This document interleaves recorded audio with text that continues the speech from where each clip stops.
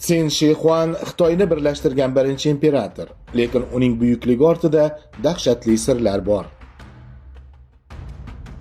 Sin Shi Huan miloddan avvalgi 221-yilda raqib davlatlarni yengib, butun hududni bitta imperiyaga bo'ysundirdi.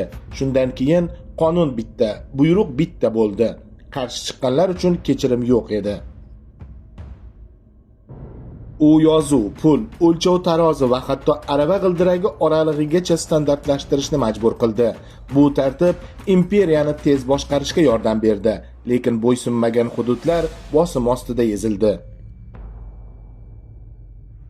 An'anaviy tarixiy rivoyatlarda Sin Shi Huan ayrim kitoblarni yo'q qildirgani va fikrga bosim o'tkazgani aytiladi.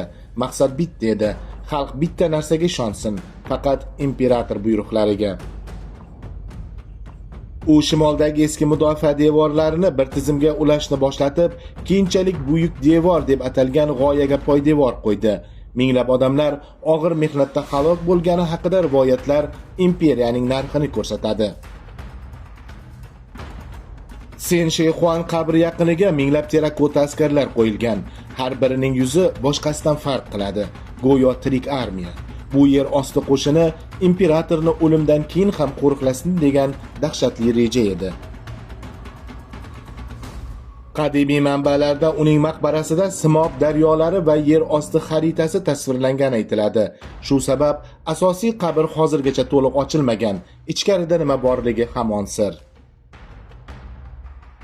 Sin Shi Huan abadiy yashashni istab, abadiylik dorilarini izlagan. Rivoyatlarga ko'ra, tarkibida simob bo'lgan aralashmalar ham ishlatilgan. Oxiri u safar paytida vafot etadi. Keyin esa saroy ichida hokimiyat uchun makkor o'yinlar boshlanadi. Xulosa: Sin Shi Huan tarixda birlashtiruvchi bo'ldi, lekin bu birlashuv qo'rquv, mehnat va sirlar evaziga qurildi. Qo'shimcha faktlar va manbalar ro'yxati faqat Telegram kanalimizda.